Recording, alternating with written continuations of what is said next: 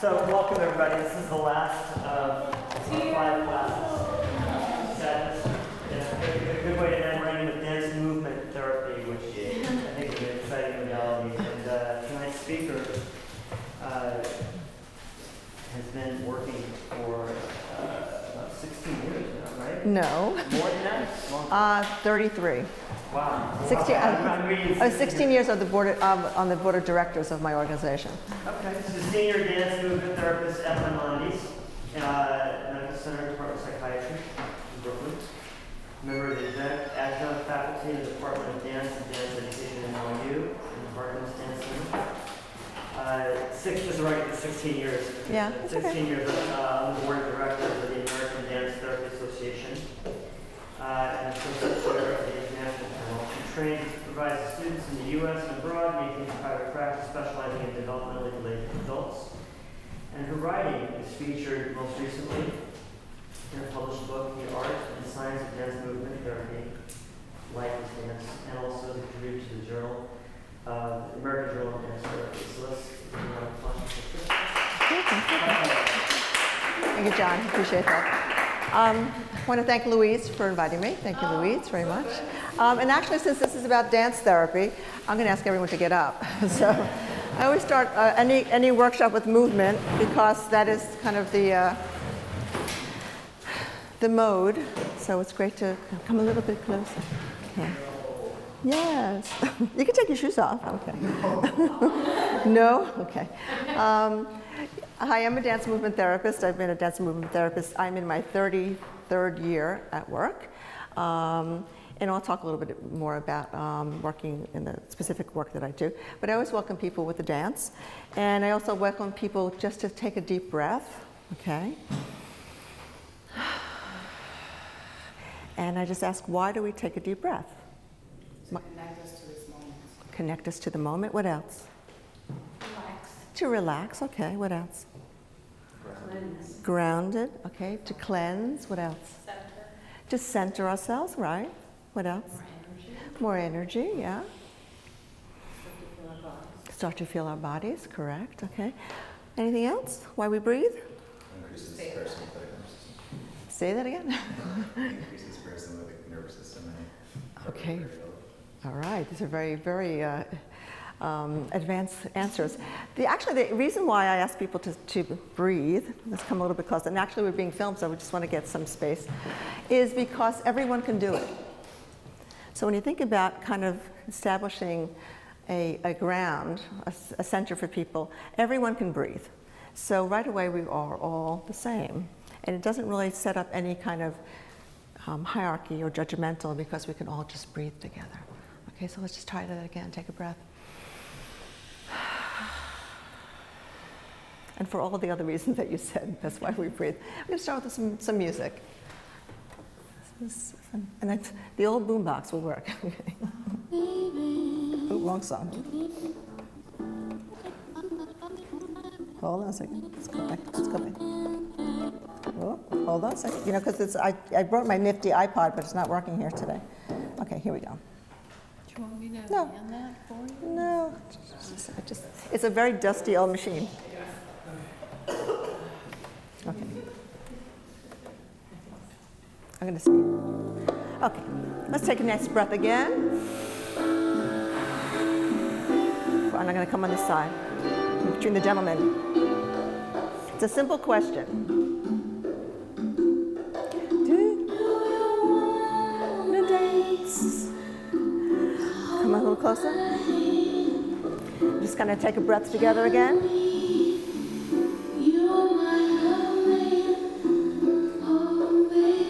Question, do you want to dance? Yes. Do you want to dance? That's John. Simple. Dance. You're a creative arts therapist. You have to learn how to move a little bit, kind of bring it in. We're going to warm up a little bit. Uh-huh. Good. Nice. Nice. Nice shoulders. And he's dying here. I'll help you. I'll help you. I'll help you. Do you want to dance?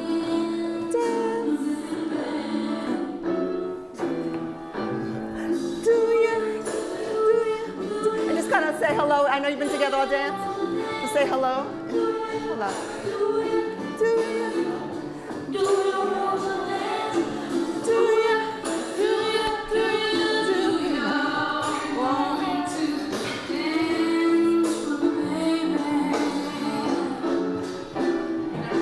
Just breathe.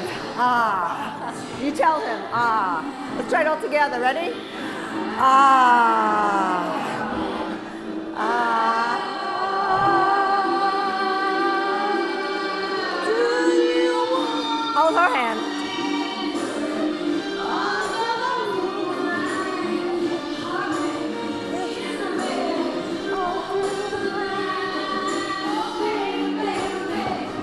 Baby, tell me.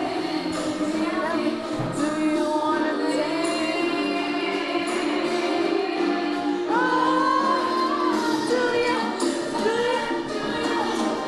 you want to dance? Do you want to dance?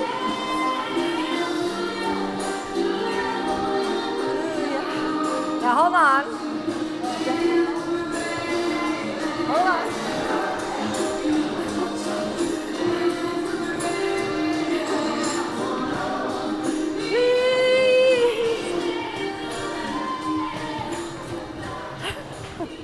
And just take a breath, take a breath. Nice, good job.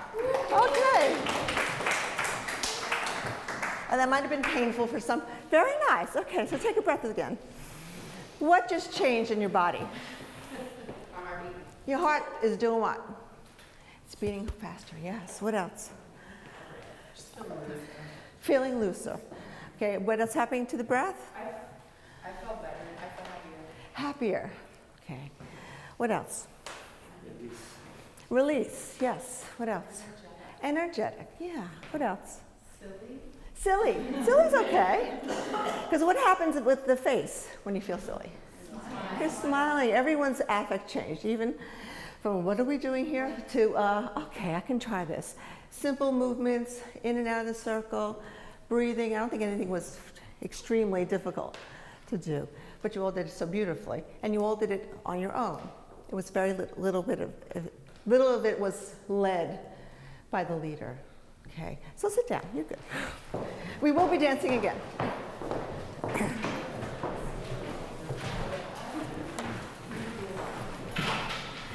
Well, you're very far away. Could you guys get closer? Just a little bit, because we're going to move again. So I want to thank John for his introduction of me. Yeah, this is good. Yeah, sort of. So we're going to be moving, again. Okay. So let's just talk about a little bit how, because I'm hoping that I see that this is an interactive group. I'm just going to talk for a little while, and then I have a couple of different kind of experientials to try out, just so that you could kind of get attuned to how your body is creative. And really the title of this workshop was about how creativity, improvisation kind of fosters the therapeutic relationship. So for people, those of you who are thinking about becoming therapists or working with people, and even in any relationship, that movement and dance really helps in a very special way to foster the relationship between people. Okay, so right away we immediately connected, we touched hands, which is like in therapy these days, like who touches hands? But in dance therapy, I'm very grateful that we can still touch and make connections with people on a physical level. The work I do at the hospital is I work with the acutely and chronically mentally ill, and they're a very interesting group. They are fascinatingly creative and disorganized, but organized in some ways that are extremely creative in their own right.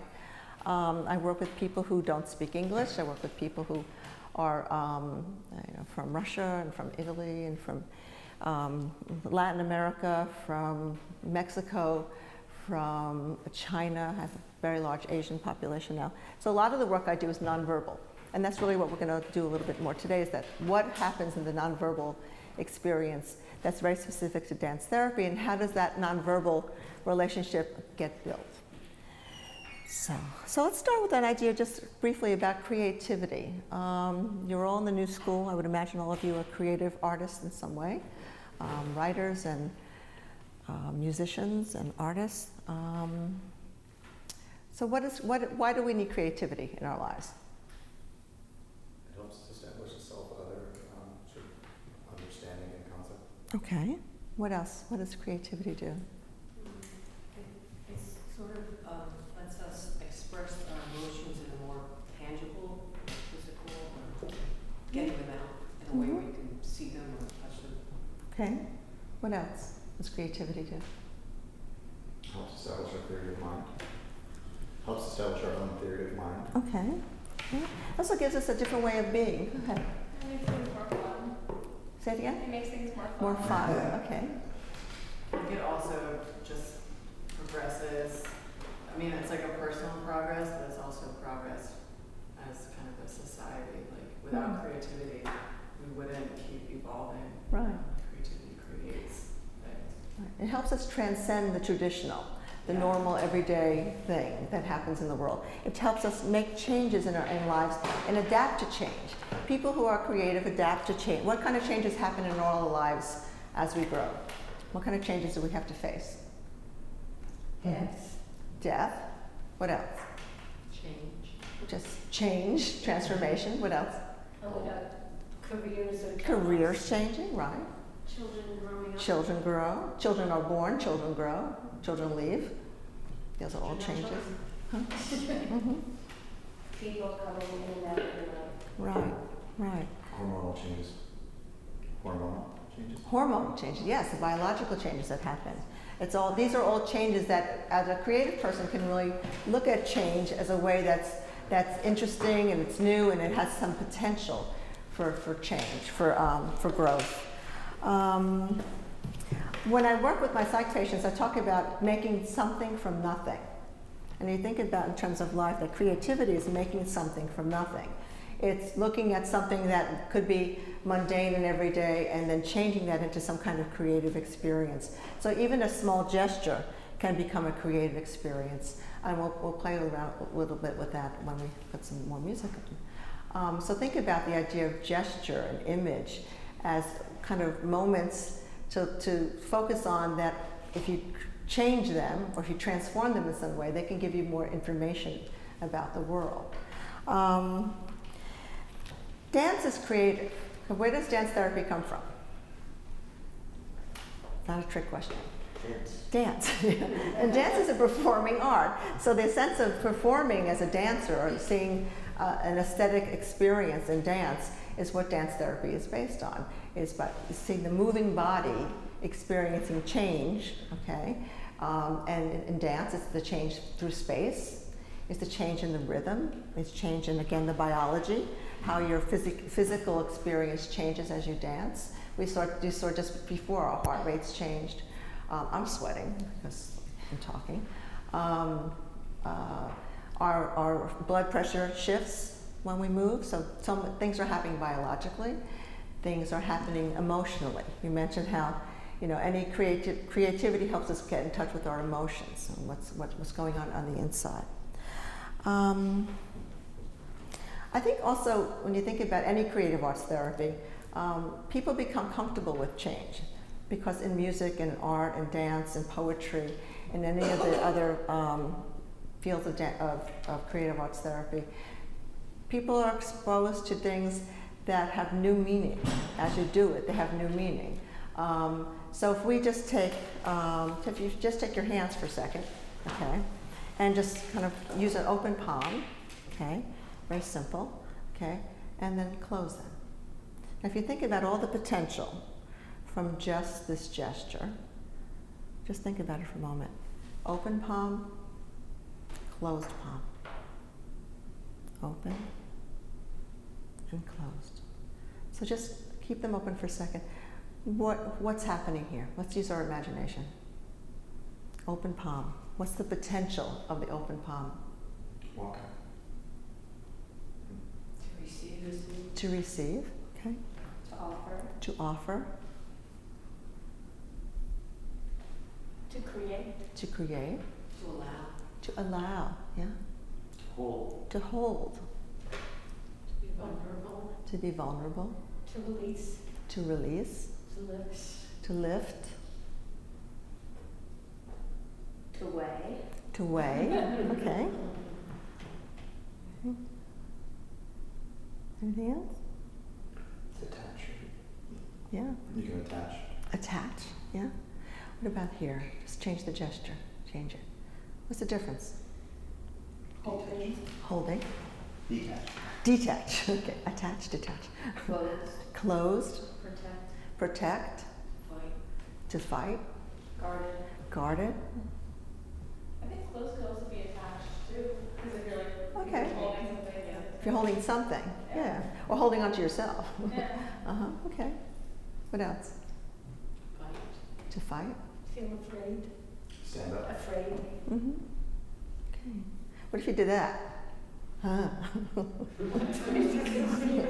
The little polarity there. I'll give you, I'll give, I'll hold back. Oh, disorganized. Huh? Attachment. Attachment, detachment. Okay, all right, so check it out a second. Okay, so just a simple gesture could kind of create so much potential for meaning. I think also when I'm working with, particularly with the patients, and I'm just going to kind of use them as of course this is the population that I know so well, that it gives them a chance to see illness and health in a different way. So when we're in the session, when we're dancing, we're moving together, we work with health, and we work with the positive energy that's there in the session. So in some ways, it's a chance for them to kind of let go a little bit of the illness, and I'm talking about very serious mental illness, so that they can present themselves as healthy human beings, moving human beings that have a chance within the dance session to be healthy, to be looked at, to be validated, to be seen as healthy people, as movers, as dancers, and I call them the dancers. And to be seen as a dancer is a kind of it's a very high form. I mean, we look at people on stage, we look at performers, and we see them as kind of ideals. But within the session, I'm talking about in a session in a psychiatric hospital, these are the performers, these are the dancers that are sending a message about their own moving bodies and about how smart their bodies are, how well adapted their bodies can be, how much information they can learn about their own bodies, and what about the other people they're learning from. It's the give and take. It's the attachment to the group, it's the connection with the group, it's the giving to the group and taking from the group for themselves. So it's not only the individual dancing, but it's the community dancing together. Okay? Does that make sense? Okay. All right. So making something from nothing, just kind of keep that in mind a little bit.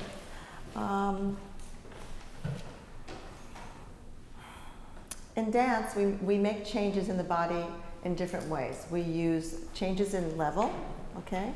We use changes in space, how our body moves through space. We make changes in rhythm. We make changes in which parts of the body are moving.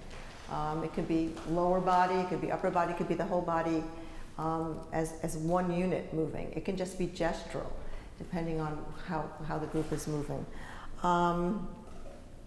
The idea of creativity and being flexible in choices, how does that relate to the real world?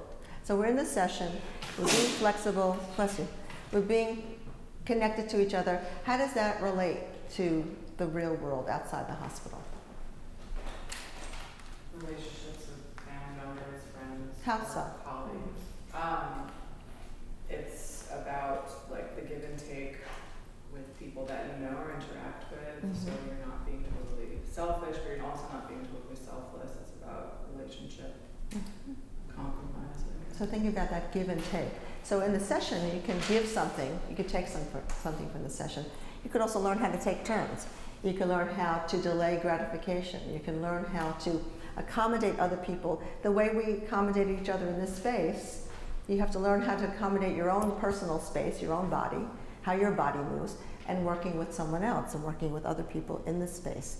So you have to kind of have a kind of a self and other, there you go. I knew that you'd connect to that one. A self and other experience all at the same time.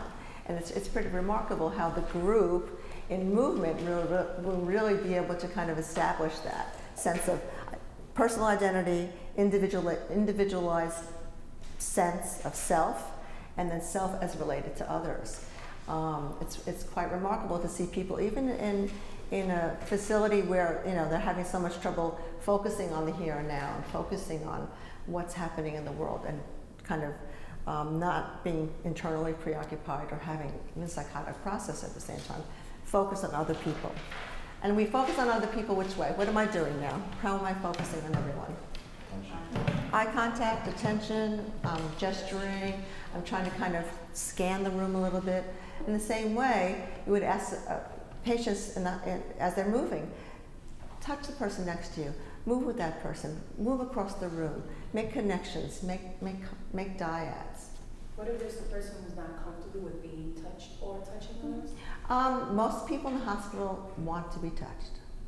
It's almost in terms of just holding hands. If they don't touch, and that's perfectly fine. They will step sideways, they'll step outside. I find that most people want that human connection. There's so little touch that is happening in their lives but of course it's up to them. They make the choice whether they want to be touched or not.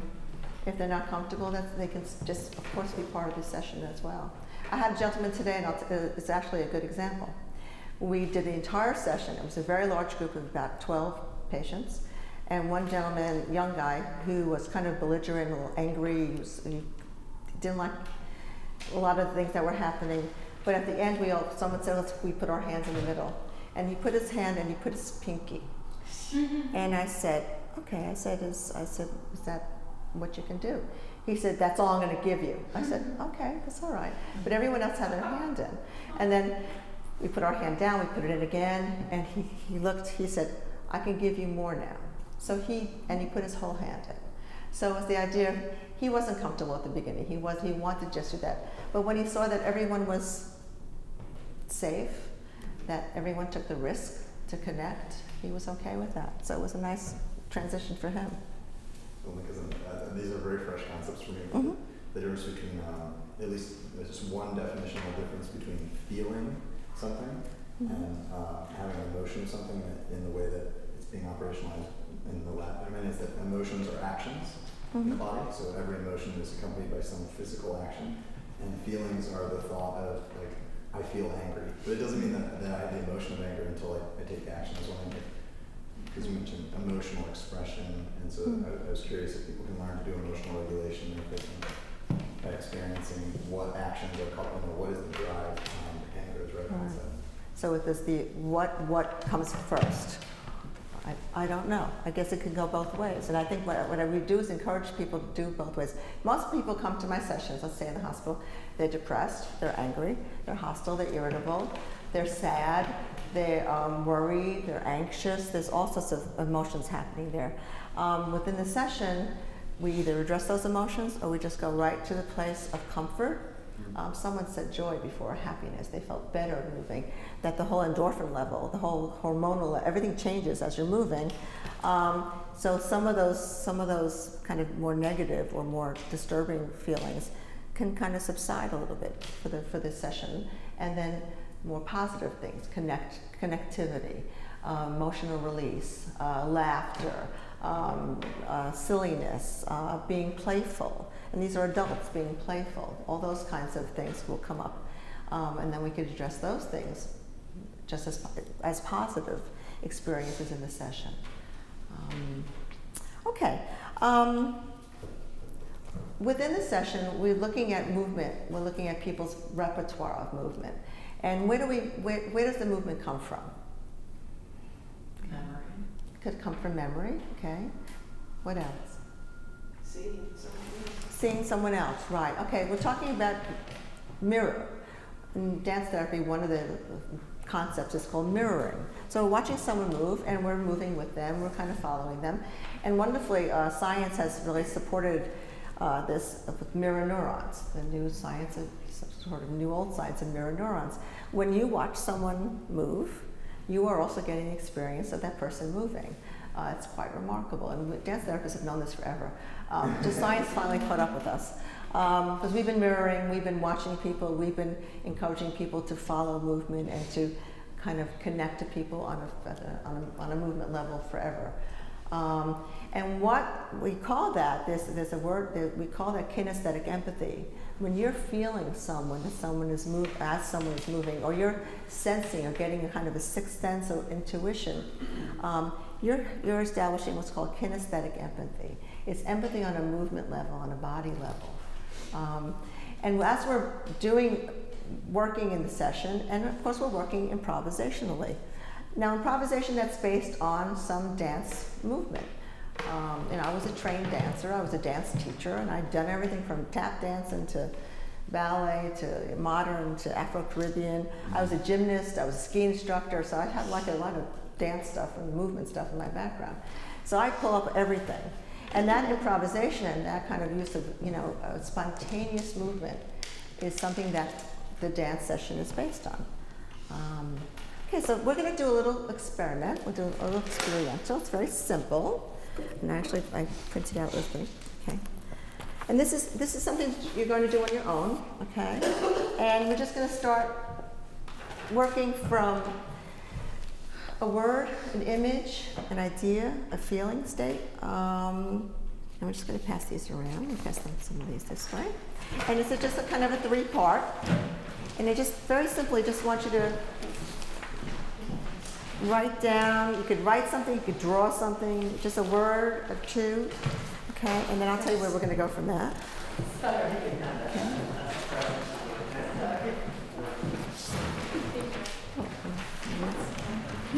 We have 2 minutes.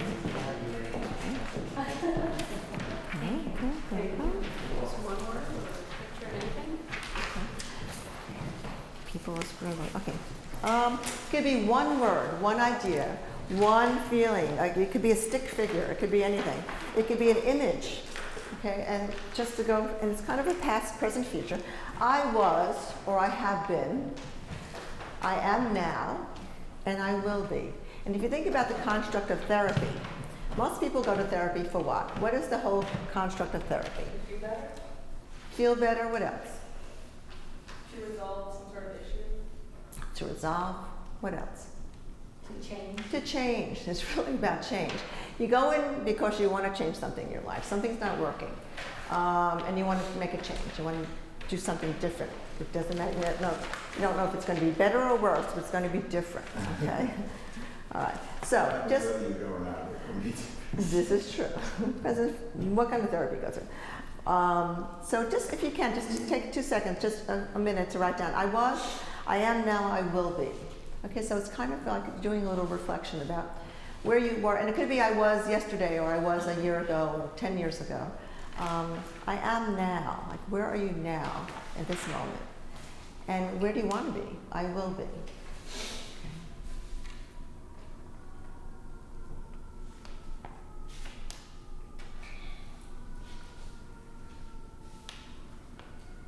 It doesn't have to be deep, dark secrets, just something that you feel like you could share with the group.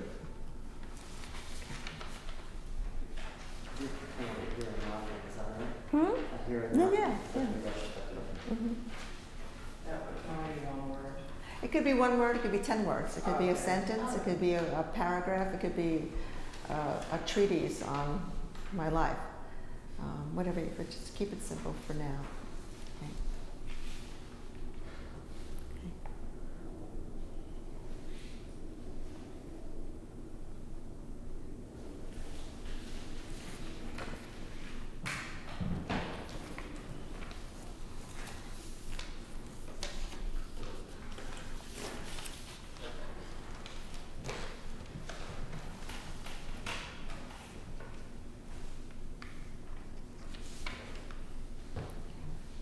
And keep it simple, because once you've finished, okay, it's just a start for yourself. If we could just move the chairs back one more time. Oops.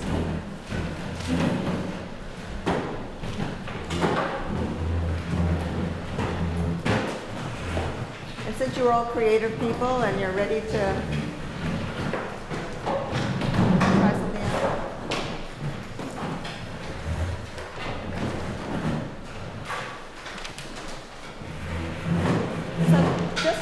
your own little space. You can take up as much space as you want in the middle. If you could create a simple sequence from whatever images or ideas came up for you. I was, I am now, I will be. So even 3 simple movements, 3 simple gestures. If you could, for yourself, don't look at everybody. Do it for yourself. If you could come up with 3 simple gestures or 3 simple movements that connect I was, I am now, I will be. So it's a little bit of a journey that you take. And you could use your space right here, or you can move through the room. Don't leave the room, whatever you do. Stay in the room. Stay in the room. Be brave. You could use a prop if you want to use a chair. But think about just take a few minutes for yourself just to kind of move through a very simple, a gesture, a posture change, whatever it is, whatever you think will kind of illustrate this I was, or I have been, I am now, and I will be. Okay? Is that clear? Okay, so just take like make it short, like 2 minutes, just to kind of come up with a sequence that you could repeat. Okay, so just you can move around just to kind of walk around and get ideas for yourself, so you're not looking at each other. Okay, so I am, or I have been, I am now, and I will be.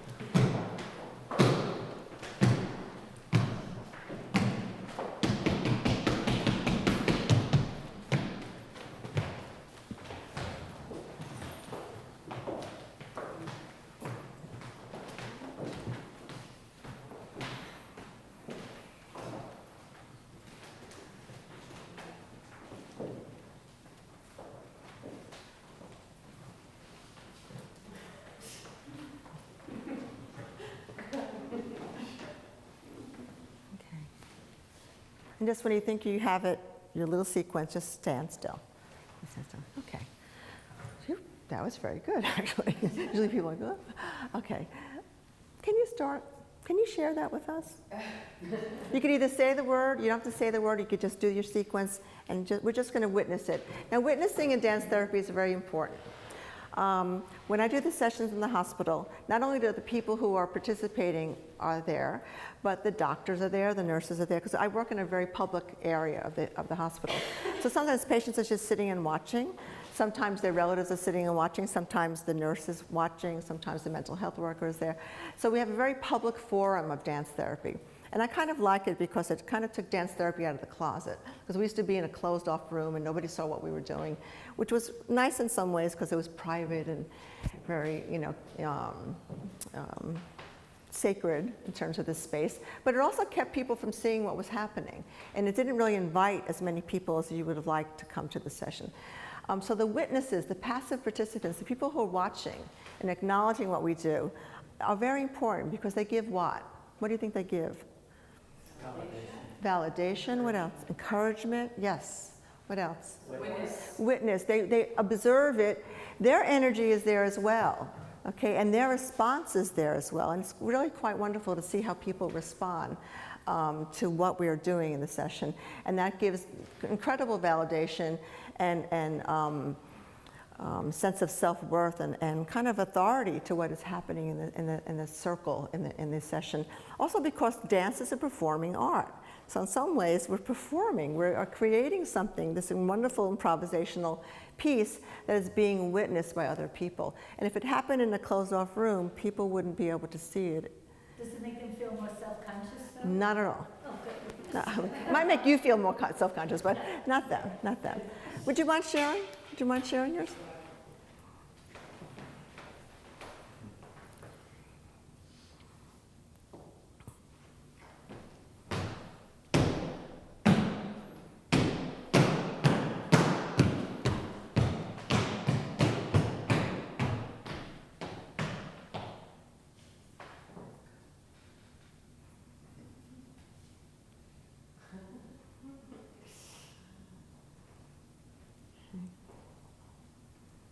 That's the sequence.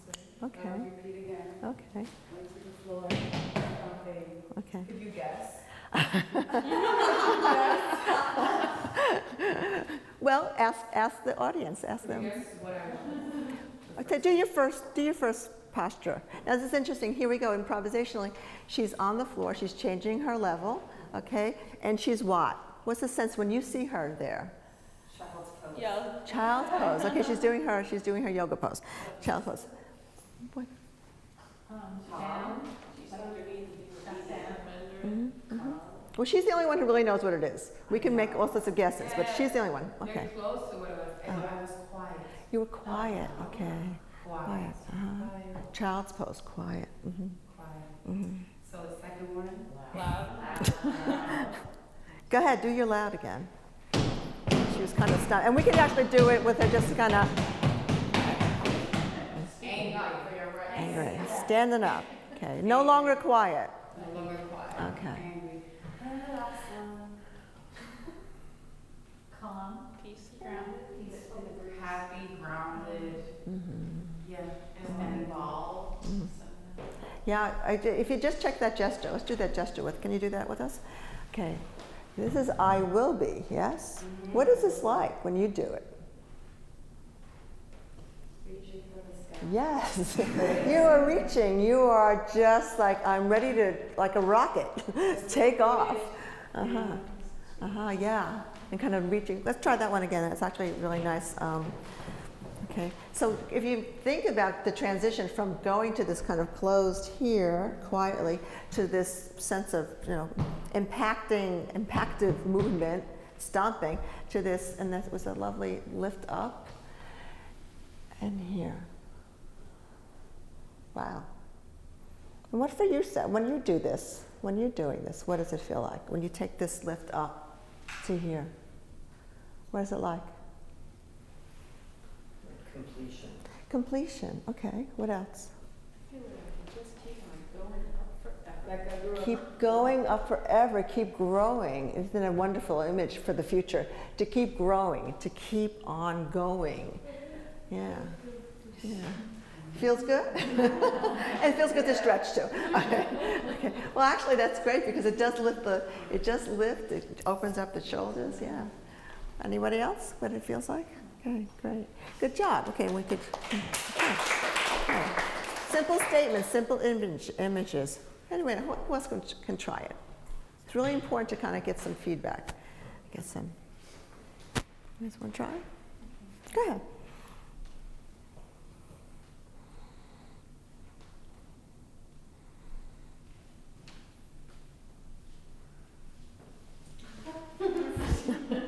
Okay. Do the first part again. Okay, so let's just try that gesture, because this is kind of a, what do you think? So I once was, or I was. Shy, close, protected, okay. Head down, where's the focus? Hiding, okay. All right.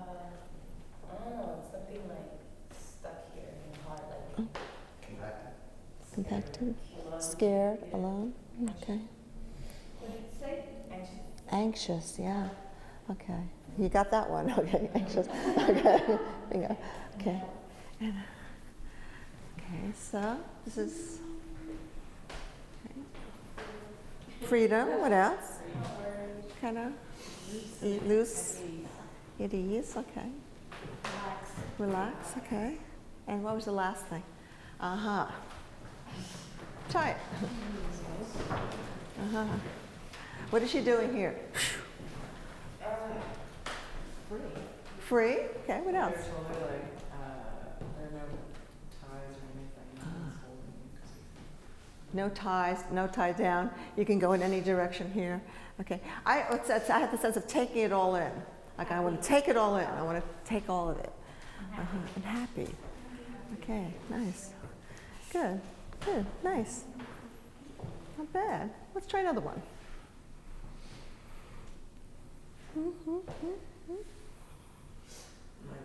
Go ahead, John.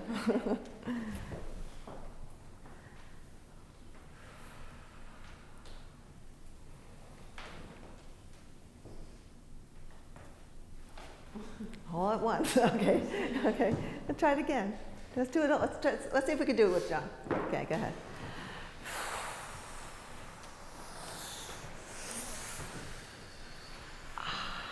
Another open gesture, if you see that. Good, okay. Can you tell us a little bit about that? Sure, I was tired. I was. I am now immersed in my exhaustion. I will be reviewing. I will be. That's a good one. I think Louise is there with you and that. I'm tired. Okay. I've been up since 6 o'clock too. I worked all day at the hospital. Yeah, but it's interesting in just like that, because that could have been the last 10 minutes of your life. It wasn't like 15 years ago and it's going to be 40 years from now. But it can be just that compact. It's like kind of lifting up. Very nice. Thank you. What else? One more? Do one more? Mm-hmm. Mm-hmm. Mm-hmm. Yeah? You want to try? Yeah? Okay.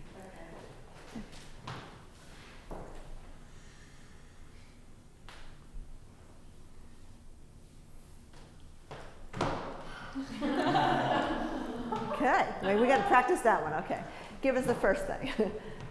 Okay, so this is, was this in the last 10 minutes as well? Like the past, like, whole day, yeah. Whole day, okay. Okay. Yeah. Some people go back to childhood on this exercise, but that's okay. I was Okay. waiting, tired, and just angry at the world. Okay, I'm like pissed. This is a pissed off. Okay, can we make it more pissed off for her? Like really? Yeah. Yeah, I like that. Do that. Yeah, we could. And then it's like, you're kidding? Really? Mm-hmm. Seriously? Yeah. Like duh. Okay. What was the second? Okay. Well, we'll move around a little bit with that. I am now. Okay. That was I am now. Okay. I am now what? Suffering from back pain. Oh, okay. Oh, so this is literal. Yeah, so literal. I like got Okay. All right. All right. It's okay. It's just whatever you interpret it as. Last one. So what is this? This is like da da da da da. I'm ready to perform. Jazz hands. Okay. Yeah. Jazz hands. I was thinking like future goals, like I'm gonna be on Broadway. Okay. So I guess I interpreted it. Okay. Da da da da da da da da da da. Yeah. Isn't that wonderful how movement can just transform her from this like, oh my God, I'm pissed off, my back's killing me, but I'm there. I'm there. So if you were able to go to an audition tonight, you'd be on. You'd be okay. Sure, yeah. See, there you go. Make it happen. Uh-huh. Okay, it's amazing how we can kind of generate some energy when we really need to. Okay. And actually this is a great gesture, just like here, which is what? Say it again? Present. Present, I'm here, you know. Look at me, here I am. I'm ready to, I can do it. Yeah. Yeah. Starting here, starting now. I want to try to start singing for that one. Okay. Okay, good. Do you want to try it? Go ahead. This is very, yeah, that's right. I thought of an element to it as well, which to childhood. Okay. We have a prop too. This is good. We're using a prop. Okay. Childhood. Okay.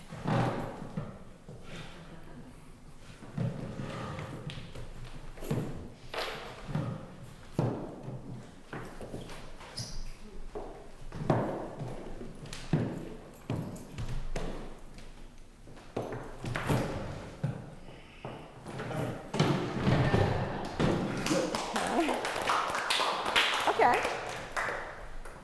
Supported, structured, organized, and then disorganized, growing, destabilized, and then supported, structured, organized. Do we get that sequence? Okay, so it went from the support of And attached, securely attached. Thing. securely attached. Okay. All right, yes. I'm assuming you're talking about mama chair. right the mama chair. Okay, so relationships. Or lover chair. Okay, so securely attached and supported. Okay, where you could just kind of lay there and be held. Okay. What was the stuff on the floor? That's growing. And Growing. Okay. And growing is what? What we constantly are doing between being stabilized and supported. Okay. Is it easy, the growing part? You mean to do that? In our lives, is it easy to grow? Is it easy? No. Okay. Yeah. There was some kind of. I was thinking that. Say it again. It looked like he was struggling. Struggling, yeah. Well, okay. Some tension in and out, kind of like finding your way. Okay. You never got off the floor in the growth. Yeah. And back to the chair. Yeah. Okay. Interesting, right? Just like a simple improvisation, simple movement can really, and of course, we could, if this was a group therapy group, we would talk about all this stuff and we would say, well, what do we do with that? How do we grow from there? Or how do we make changes with that?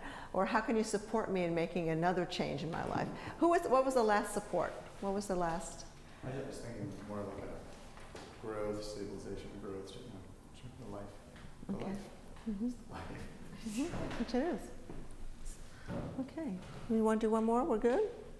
Yeah? Louise, you want to try yours? Oh, I'm going to put you on the spot? Okay. I actually, only because I love what you were moving. You were just moving so beautifully. Okay. That's the therapeutic art. Okay, so.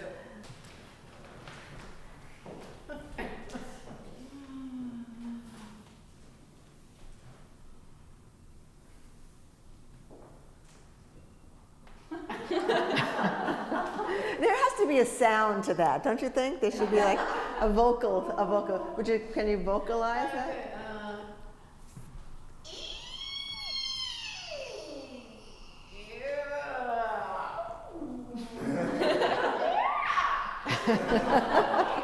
Maybe we just have to do the sound. It looks like you're jazzing. Okay, wait, start from the beginning.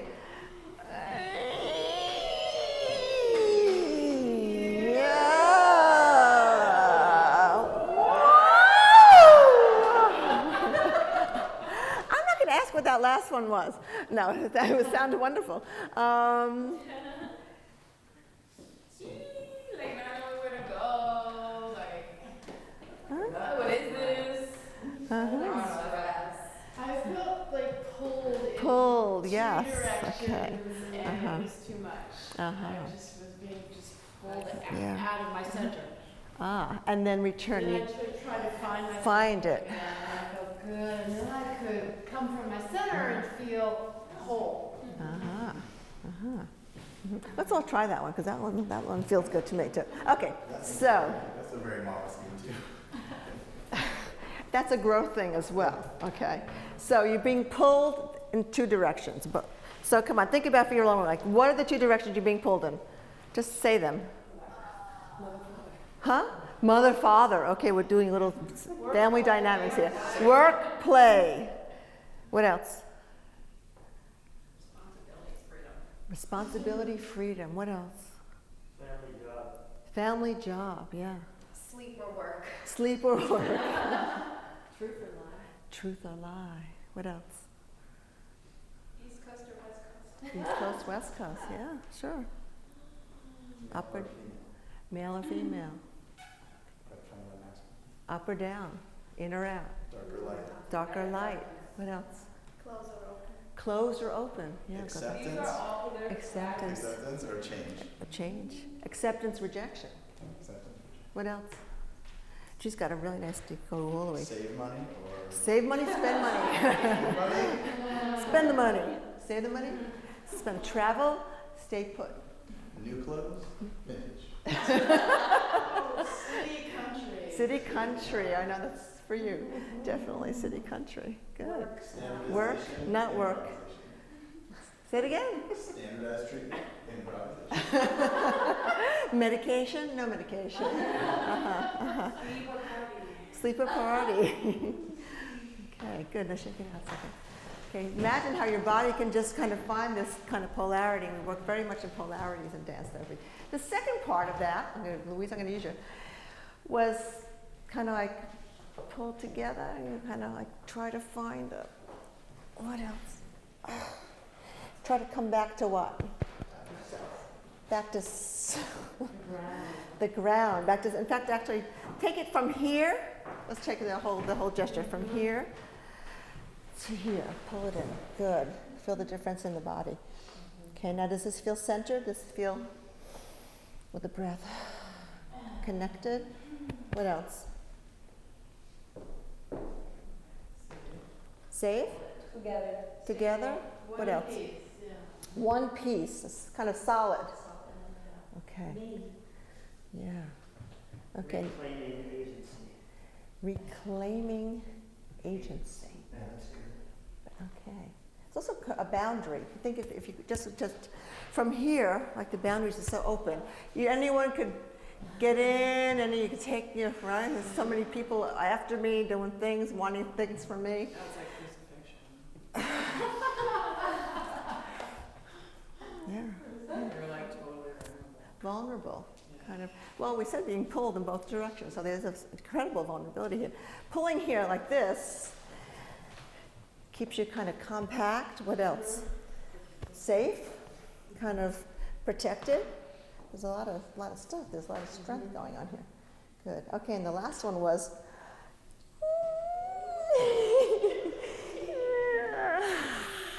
I like the head up. You got to do the head up because that's it. Yeah. Well, that's also kind of like that. It's kind of like, here I am. I'm here. I am proud. This is my sense. Huh? ready to receive. I'm coming out. I want the world to know. I just let it show. Here we go. I'm coming out. Okay. I love musical comedy. Okay. Now that's really was the feeling as we saw it. And if you imagine that if we're all doing this together, we're all creating this incredible relationship on just a very simple body level. I don't know you people. You don't know me. Okay, but somehow that we've connected on all these levels without even having that kind of knowledge before, the prior knowledge or the verbal knowledge. Okay, we just tried it in our bodies. Let's do the whole sequence a little quicker. And you can make a sound if you want. Okay, you can add a little sound. So it's like.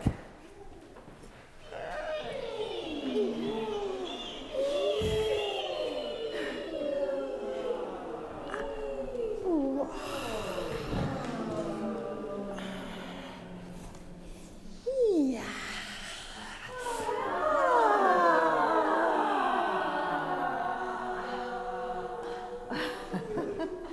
Thank you, Louise. See, that was like a ringer. She knew what to do. No, it's okay. All right. Okay, so just take that little part out a little bit. Okay. All right. Okay, now I'm just going to ask you to just turn to the person next to you. If you could just kind of do, can you turn to that lady here? Two. Well, I'm going to do this like this. I'll get your person. Okay. Okay, so now that we kind of experimented on our own, just move out a little bit. Just for a little dyad, okay? So just with your partner, okay? See if you can come up with another sequence again. We are here. You are here now with her, okay? Where do you want to take her? Where do you want to take her in a movement? Just very simply. Just don't think about it. Just see if you could just match your partner. Look at your partner. Make a little connection with your partner. And see where a little movement. You could do it touching, not touching. Just see if you could just kind of match a little movement. She was admiring it. Try to do without talking. Okay, again, it's nonverbal. Yeah, just kind of follow your partner.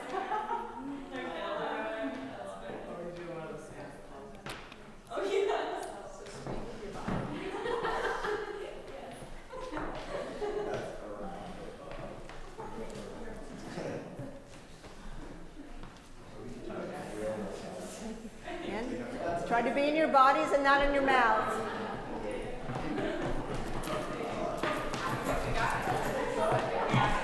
Don't get hurt.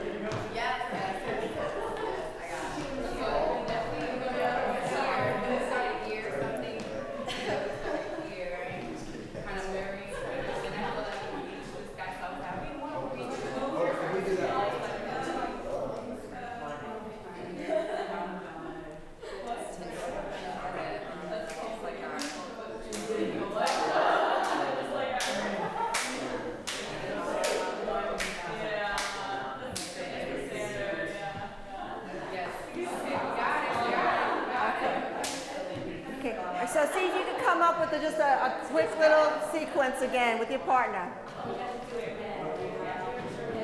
So that you can repeat it. I like the exchange. It's like a ritual exchange. It's very nice. Keep doing it. It's good. So once you get a little sequence, just hold on to it for a second. Going for that chart. Okay. Timing. Okay. Right?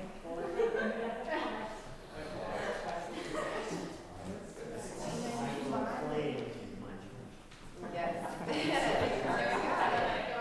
Then we brought it back home. You're dancing. Okay.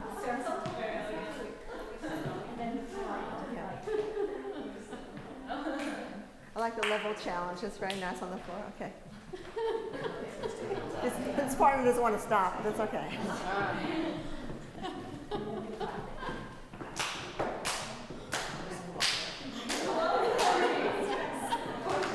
Okay.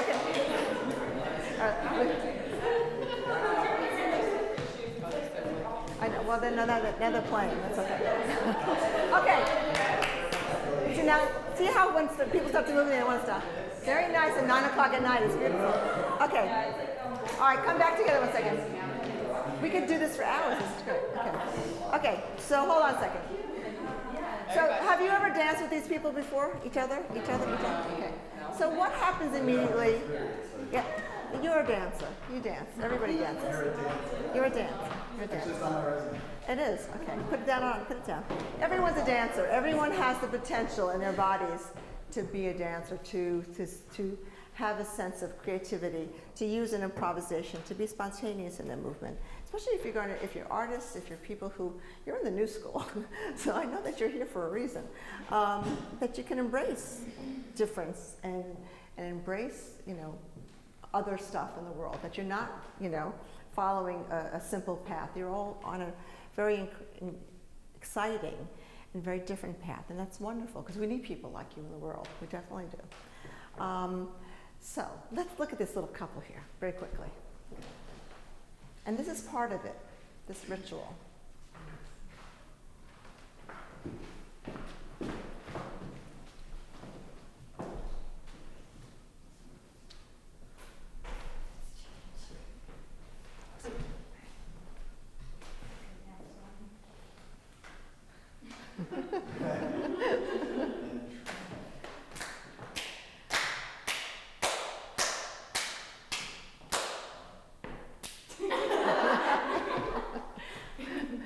What did you see here? And there's this little couple.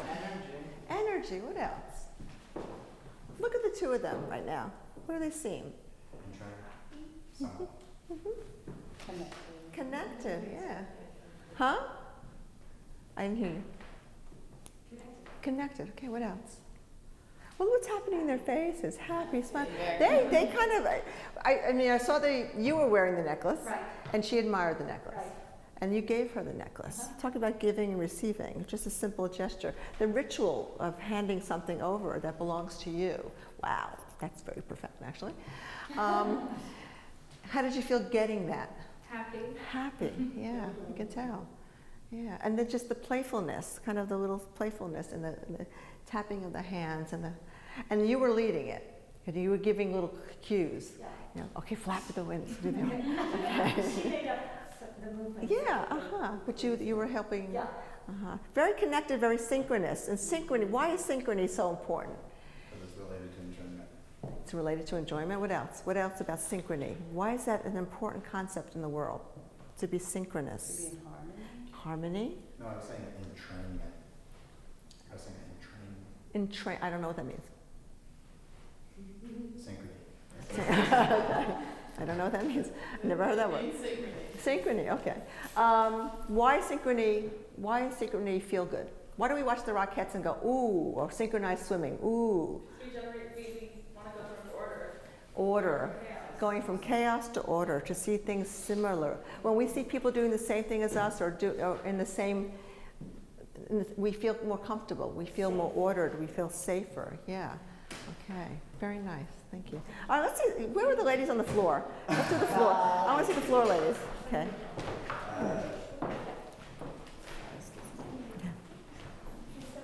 You guys could sit for a minute, actually, while we're watching, if you want to sit and watch. That'd be easy. Now we're going to make you special. Standing up. Okay, go ahead.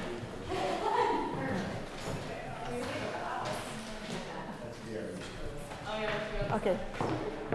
So now they'll take center stage. Okay, like a performance. Okay. Theater in the round.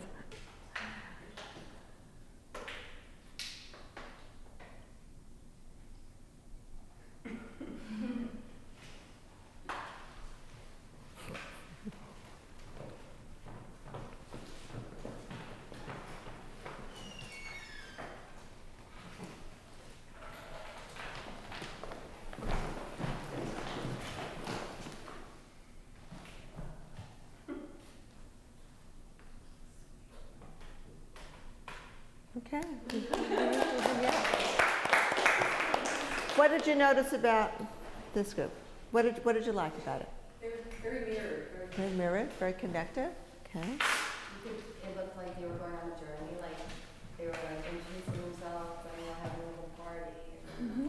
So you saw a whole kind of life journey or a mini. In my mind, a story. Okay, a story. Was there a story behind this? Or just there is a story. I started going like this. She was like, "Oh, it looks like one of those Chinese breathing cats." And then I was like, "Oh, then I'll do animatronic Santa." So I started all of this. And then she did a I just did ballet. like some sort of ballet situation. You're like so ballet. I don't know, felt like going to sleep, felt like a logical end to the It's 9 o'clock at night. You're tired. I'm tired. Okay. I just take it to the floor. Okay. Think about using also shifting to the floor and being supported by the ground, by the earth. You know, it's kind of a lovely thing to allow yourself to sit on the floor, to be supported by the floor, not to have to stand and be vertical, you know, not to have to kind of hold on to your structure all day long, to really let yourself sink to the floor. It was very nice, actually. It was a nice kind of awareness that you showed for each other. Thank you. Nice. Who else? Can we see a couple more? Because then we're going to move on. You want to try one? Who's your partner? No. Oh, please, no. Okay. Okay. Did you guys want to try? No? No, we weren't Go ahead. This is the non-dancer who's going to.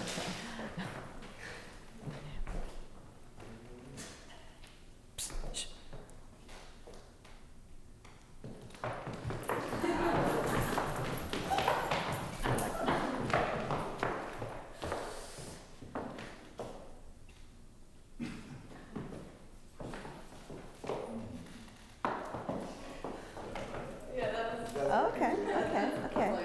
All right. Well, what did you see? What was the beginning? Trust. Huh? Trust. Okay. Yeah. There was still danger in it. Danger.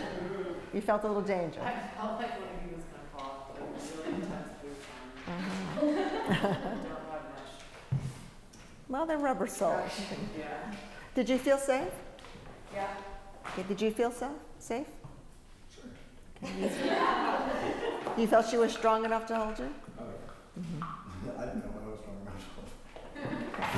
Okay. Think about again, you know, we're talking about, you know, building relationships, you know, therapeutic relationships, building any relationship. In the movement, you know, trusting someone to do that move, leaning back, spinning quickly, either one of you could have let go or fallen down. Okay? But you took the chance. We talked about risk-taking. Risk-taking is a very big, important part of any kind of therapeutic experience. You need to take a risk. What does risk entail? Chance? Confidence? Success or failure, right? Danger. Did you say danger? Danger? Yeah, danger. A risk is danger. It can be very scary to take that risk. But what happens if we don't risk in our lives? You don't go anywhere. Okay, become complacent. Say it again? Stay stagnant. Stay stagnant. You don't move. You don't move from A to B if you don't take the risk, because B can be scary. Okay, but in our lives, and certainly if you're a therapist or you're in therapy or you're creating a therapeutic environment, you have to take some risks. But what is a therapist's job during all that risk taking? What does the therapist have to do? Provide a safe environment. Provide a safe environment. Make it okay to take the risk. So you create what's called a sacred space, or in dance therapy we call it the vessel, kind of the container that happens. So, or the stuff that can happen within the container can be safe and protected by the therapist. Who gives guidelines, who gives behavioral guidelines, who gives guidelines about safety, how far to take the risk. Okay? But it's all about change. It's all about making the move to go from one point to the next point. And there's danger. And there's also, there could be joy, there could be sorrow, there could be lots of things that happen from the journey. Okay. So let's try one thing all together. Just put your books down for a second. Let's try one, and we're going to do it with some music, because I'd like to introduce a little. In my work in the hospital, I use music all the time. And I use popular music, which is not every dance therapist does that. I use popular music because people know it, and people kind of connect to it. They might hear it on the radio. They might have a feeling about it. So I'm just going to try a song. And the song can kind of evoke a gesture. Okay, we're going to just try do it as a group and see how it feels to have this song kind of supporting the movement, and just play with it. Okay, so we're going to do that song, and then I have no idea what time it is because I have the clock on.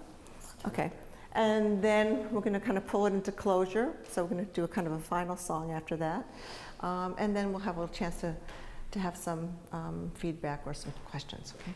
So let me just find out for myself. My oldie-fashioned, and it's so funny because I happen to have this boombox at work. So it's except I have to, I think it sounds terrible. That's terrible. That sounds terrible. That's just, I can't lower it. It's not, it's a crappy boombox. I apologize. I had my iPhone ready, but they had no play. Okay, take a breath. Anyway, the song I was going to play, if we improvise, is. You can still put it on, just use the speakers in there. Just off of Alvin. Use the. Speakers in there. It doesn't really, you can't really hear it. Good try. Well, there was two choices. One was Beyonce's Halo. Beautiful song. Halo, Halo. Okay, want to do that? I just Okay. love that. Well, it goes like this. It goes like this. And the song, either that or I was going to do Katy Perry's Roar, her new one, Roar, which is kind of cool. Anyway, so Halo, let's just kind of do that gesture. It's a beautiful song, actually. And she talks about, I see your halo. What is a halo? Do you have it on your phone? I have it on my phone, too. Just put it on. Oh, okay. He's dying here. Okay. You have it on your phone? We play it simultaneously? Is that? No, I don't think it's going to work. That's not going to work. Hold on a second. That's true. Can yeah.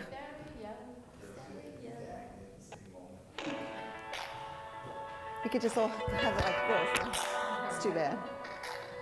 That sucks. I would have brought my little speaker. Okay. So the idea is you have a halo. And kind of.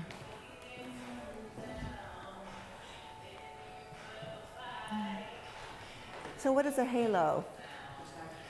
Huh? Protection. A protection, okay. Light over you. A light. Aura.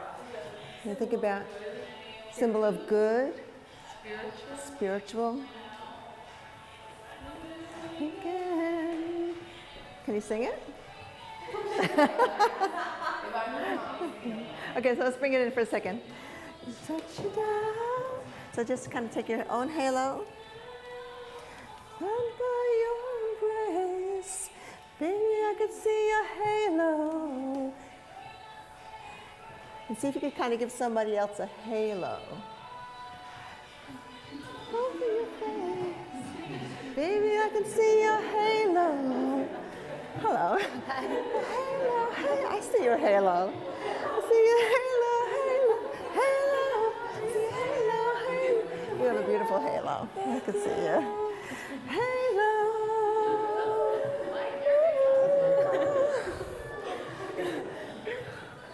I see your halo.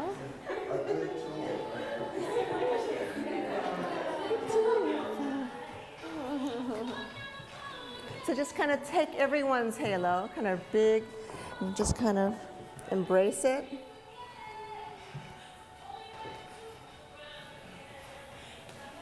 Take it. Take it.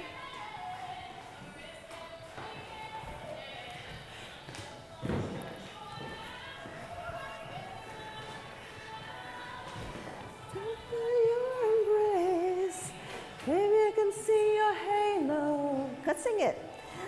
See your halo, halo. I see your halo, halo, halo. I see your halo, halo, halo. See your halo, halo, halo. Halo, halo.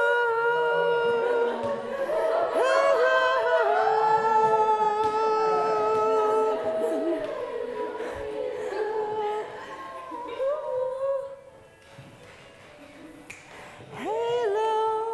Can you put it together?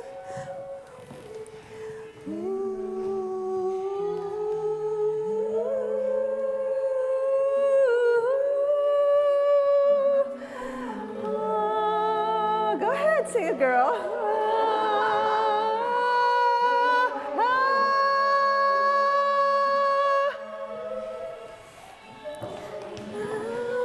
I'm surrounded by your embrace.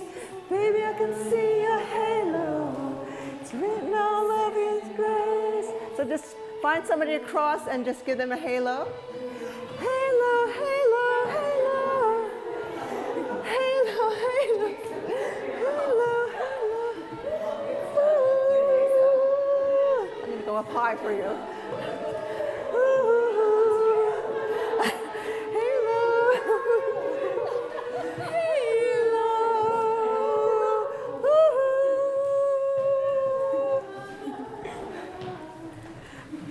Oh, we did it actually. That was very nice. Okay, come back in. That was very nice. A little more done. You can superimpose the music for the video. Okay, stop. No. Yeah, I'm not doing that one. Okay, so what was it like to give yourself a halo? Self-love, Self-love, self-acceptance, self-appreciation, yeah. Right. I'm worthy. Acknowledging yourself. Yeah. What else? What was it like giving a halo? It's like nurturing. Huh? Nurturing. Nurturing someone. It's interesting for me to juxtapose the two. Why? It seems like very natural Natural to me. to you. To want to. To want to. Yeah, halo-eyes people. Okay. And if you think about it, if you know, to give a halo, to do it, you have to kind of submit to it in some ways, right? You have to kind of let yourself kind of accept it, right? So it's not only self-acceptance, but also getting acceptance from someone else. Okay, it's a small gesture. You know, I didn't make this one up. This came from a client at the hospital. And as soon as I played the song, immediately became, in almost every group, that halo comes up. And it's beautiful. And to see people who are suffering, who are really having a hard time in their own lives, go and give kind of almost a benediction to each other, this beautiful kind of healing. And if you just do this, talked about gesture being so kind of, you know, the improvisation of moving through just a simple gesture. So if you just come close and kind of, once again, just kind of give it to yourself. Okay. Yeah, I can feel the energy, the aura. There's a lot of energy in this room. Okay, and then give it to others. Give it to others. Pass it around. Good. Good. And take it all in. Take it in. And take it back to self. Okay. And as therapists, okay, if you become a therapist, if you work in therapy, you always want, the therapist gives a lot, yes? Therapist is offering, giving, opening, helping people really find their own way.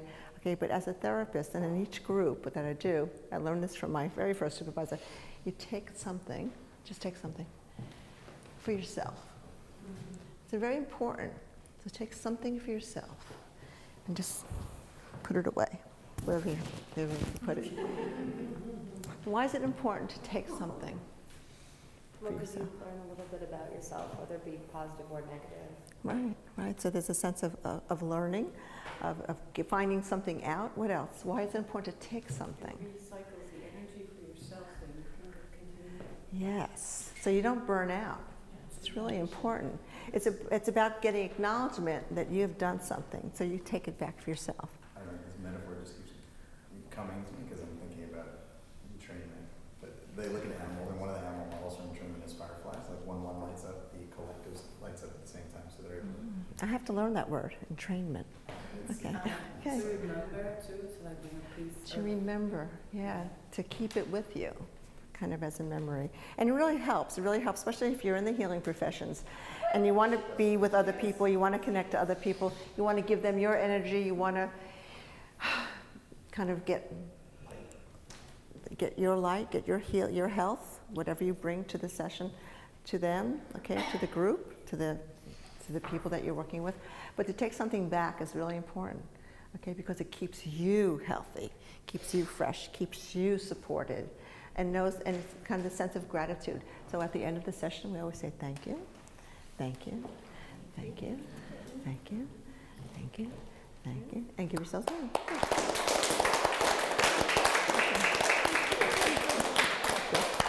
Sorry about the music malfunction, but you all sang Halo very nicely. It was very nice. It was lovely, actually.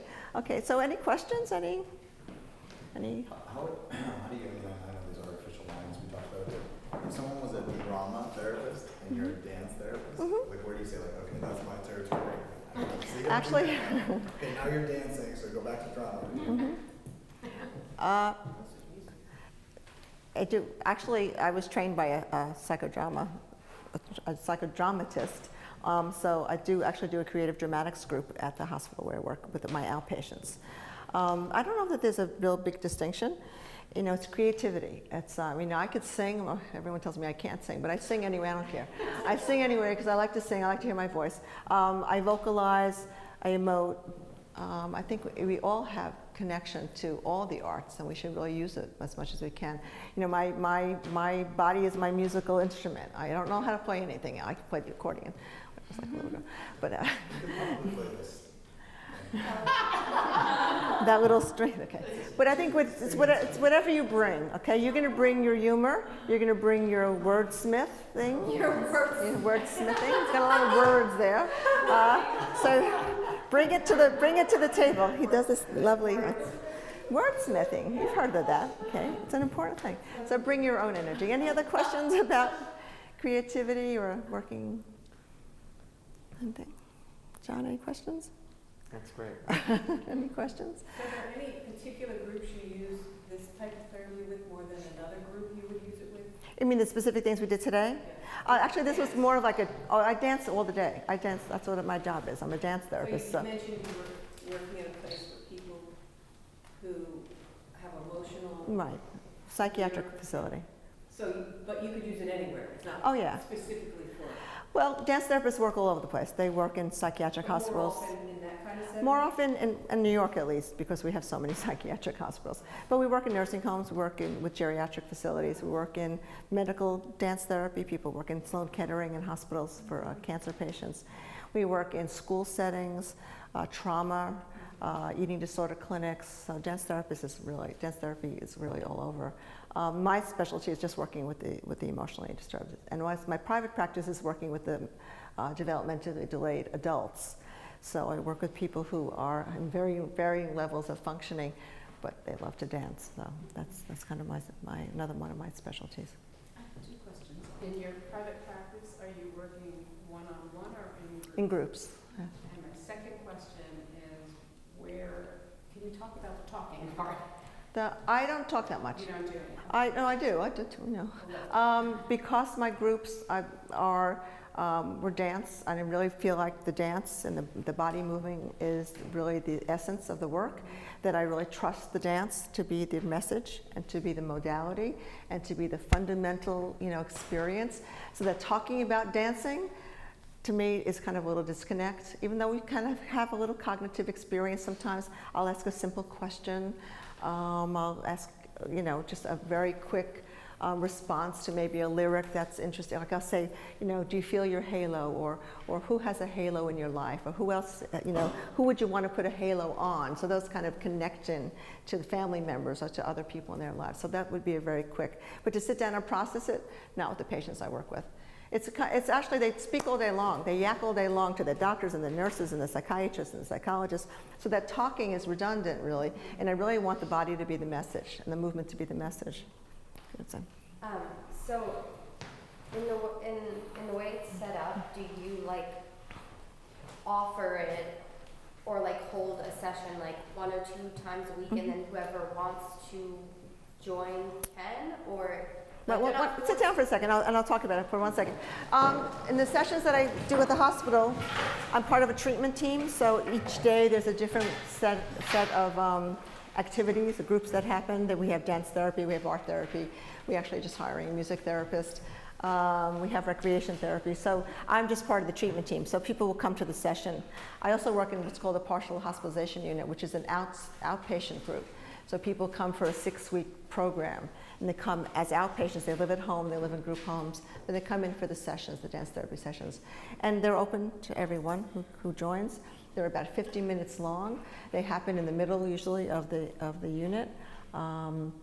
I get staff members as well as patients to dance. It's really kind of a nice communal experience. The nurses will jump in. Sometimes the doctors actually will jump in. Today I had like 4 nursing students in the group. Again, it's just a way to let people know and publicize what dance therapy is, and that dance is for everyone. And that when I have a nursing student come in, or a psychology intern, they are the role models. Today I had the maintenance guy come and dance with us. I mean, it's just open to everyone. And it's a wonderful way for patients to feel not segregated from the world. They're in the world, they are dancers in the world, and that everyone could join and be part of the dance experience. How do you decide what dance or what gestures to use? They decide. Sometimes I have lots of music. It's not this crappy. So I have an iPod, and I have about 300 CDs. So I have about 50, thousands of songs, and they get to choose. Or I get to kind of facilitate the choices, or kind of assess the group culture, what the group wants to do. One day last week I did all Bruno Mars, and then I did all Michael Jackson one day, and then I do Madonna, or I do a combination of Motown and oldies and disco and whatever people want to hear. And they just make up the gestures? We make up, not particular, we choreograph the dance. We create a dance within the music. Basically, the session has kind of a 5-part kind of foundation. So it's warm up, which we did a little today. Release, you mentioned the word release, kind of get the feelings out there in the surface, release some of the anxiety. Theme, so a thematic thing is created, like if a gesture does come up that has some meaning, or there's something, when we did those nice little sequences, that could be a thematic experience. The 4th part is called centering. We're going back to center, back to grounding. And the 5th part is closure, just saying goodbye and receiving gratitude and giving gratitude to each other, saying thank you for the experience and for sharing the energy in the session. So that's kind of the 5 parts. That's a basic tenet in dance therapy. How do you create a safe space? I would say adolescents, that's the group I work with for the most part. So how do you just create that space where everyone is going to be respected and feel comfortable and safe? Adolescents, good luck. Okay, it's harder with them. I think if you establish yourself as kind of the group leader, when I come to the unit and I welcome people, I welcome them kind of with this kind of open, I call it yielding. I yield to the experience. I ask them to gather together, to join me, and we usually start in a circle because it's kind of, again, our little safe space. And for some reason, as long as I maintain my stability and my groundedness and my centeredness and my attention to everyone, people stay, people feel safe. If someone comes in that is intruding on it or doesn't feel like they can be part of the session for that day, I ask them to leave. So I contain the space by keeping everyone safe as much as I can. It's just, it's something that you learn, that you train for, that you keep practicing over and over and over. Because even in a closed room doesn't mean the room is safe. You create a safe space by your own energy, by your own ability to be compassionate, be empathic, but also set some limits, set some structure, expectations. Yeah. Okay, so all that. Good question. Anything else? Of all the art forms, dance is the one that's so inextricably linked with social constructs and hallmarks. And I like you don't talk about one's first picture or one's first song, but you do talk about one's first dance. and the anxiety, especially in boys, that brings up to have to dance. And you know, I wonder how that manifests in adult life. Yeah, of course. It's so interesting because I do have groups with men and women. The men are fascinating, and I work with young guys. Today I had a group with it must have been about 8 women and 3 young guys, and they were they were tough kind of hoodie kind of kids. They were so transformed and transfixed by what was happening, and felt so for them they felt so nurtured and comfortable in it. And they hold hands. Now, this is very odd. In social dance, guys aren't particularly holding hands in a group, in a circle, la la la. Somehow in the hospital, they kind of just let go of some of the, the rules and some of the anxieties and stereotypes, and they hold hands. And some of them will say, I don't want to hold. I said, fine, go find another space, and they will. But some of them are they're okay with it. And to me, that's such a sense of ownership of their own bodies and masculinity and whatever it is they're feeling powerful and strong and supported by what's happening, and no one's making fun of them or saying, oh, what are you doing that for? So I find that amazing.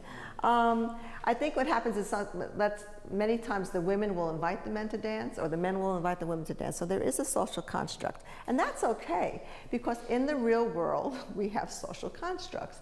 And we have people who touch each other and hold hands and dance as partners. And that's kind of the way we see dance in the world.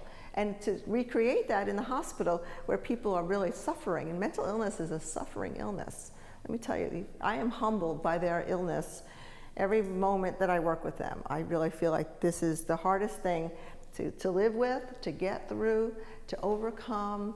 I know other illnesses are horrible and tragic, but mental illness is pervasive. It goes on for a very long time, and it's a very hard thing to kind of move past and move through. So I feel very I'm very respectful of the pain that people are experiencing. And when they dance, I'm like, yes, dance with us. Find that spot in your heart that's open and still hopeful, that sense of hopefulness.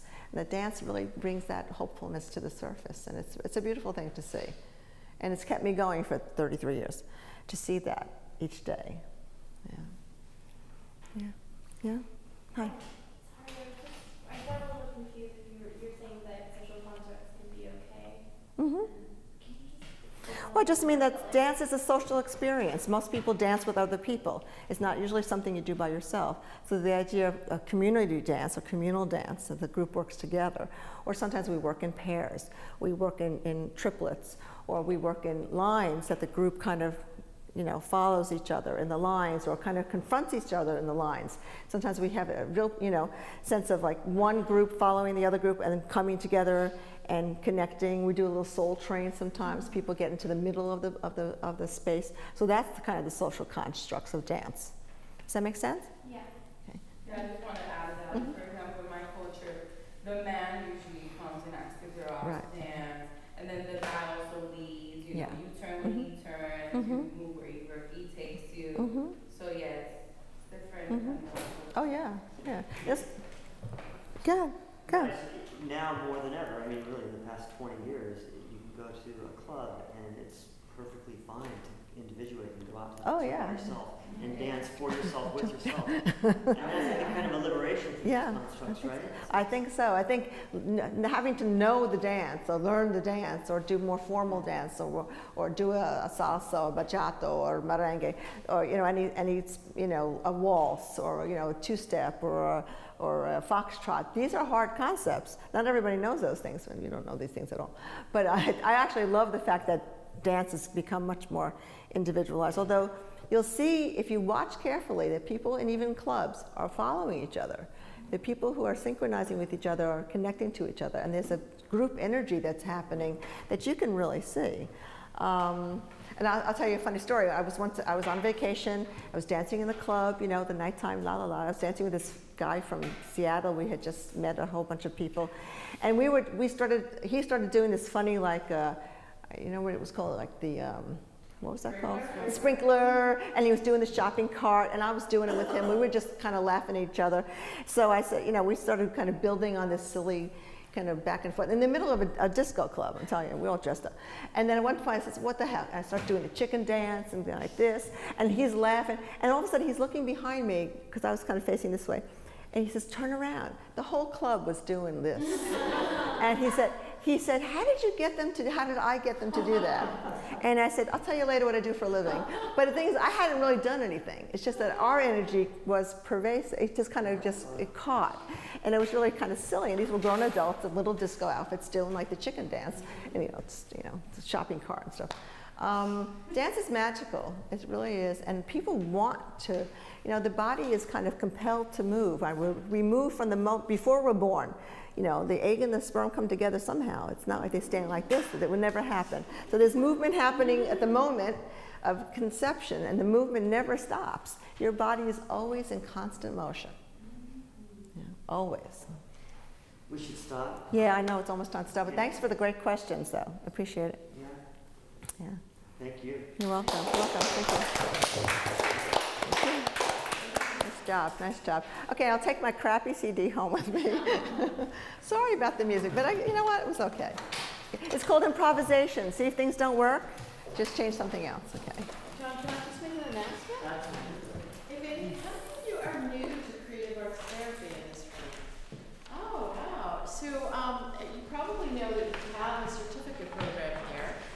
9 courses that includes a clinical fieldwork experience where you're supervised to work in one of the modalities. So if you'd like more information, I will ask John to email the group and just let them know when our next open house is, and also you can contact me at any time if you have any questions, or if you want to sign up for courses in the spring semester, which starts the last week of January. So I hope to hear from those of you that are new, and John will also answer any questions. He's teaching the music therapy courses here, and